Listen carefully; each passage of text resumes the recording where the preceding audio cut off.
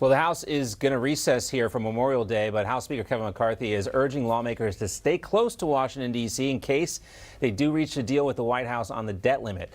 There is some optimism from Republican lawmakers that there could be some sort of deal worked out tomorrow. Joining us now at the latest from Capitol Hill, congressional correspondent Kilmeny Duchardt. Good afternoon, Kilmeny. John and Bianca, that all depends on who you're speaking to. We've been speaking a lot to GOP negotiators at the center of this. One of them is House Financial Services Committee Chairman Patrick McHenry, who told us earlier this morning that he's seriously worried about a potential downgrade after ratings agency Fitch put the U.S. on downgrade watch for potentially Wednesday. Now, GOP and White House negotiators still very far apart on a potential deal.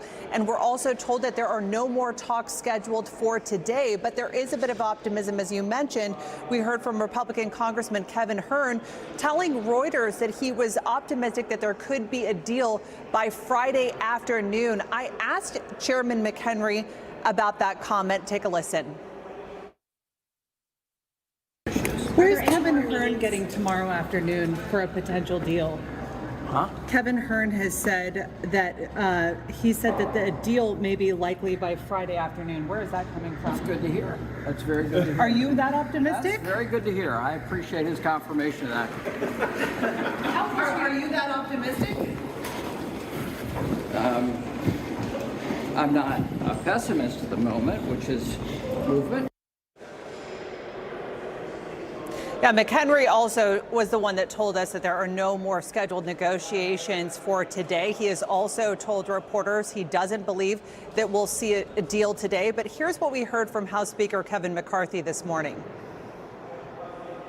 Once you have an agreement, then you've got to make sure it's written and you can post it, then you got 3 days, and then you have to have a vote on it, and then you got to send it to the Senate. So every hour matters. That's why the White House has to become very serious about this, and that's why we worked well past midnight last night.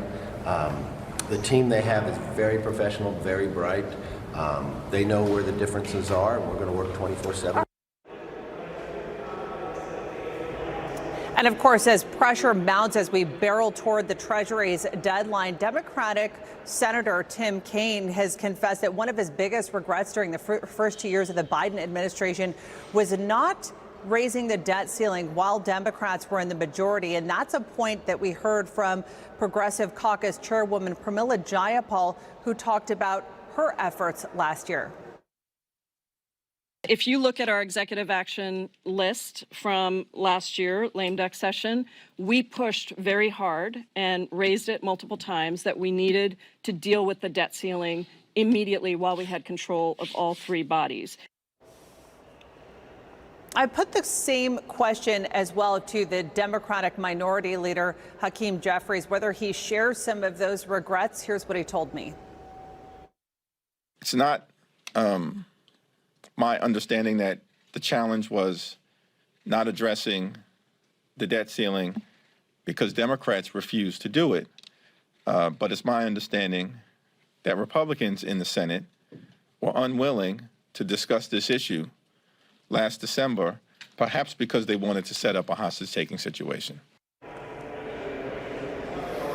As you mentioned, John and Bianca, the House has held its final votes for today. They're now out of session, but as you mentioned, they have been instructed to go home for the Memorial Day weekend, but be prepared to come back at a moment's notice. The House is not scheduled to be in session next week, but the Senate is. So hoping for a breakthrough over the weekend, lawmakers getting ready to come back quickly to pass that deal if needed. Well, we'll all act surprised, Kilmeny, when they're able to squeak out a deal at the last minute before a holiday weekend. I've seen this movie before. I think we know how it ends. Great to see you. Yeah. Thanks, John.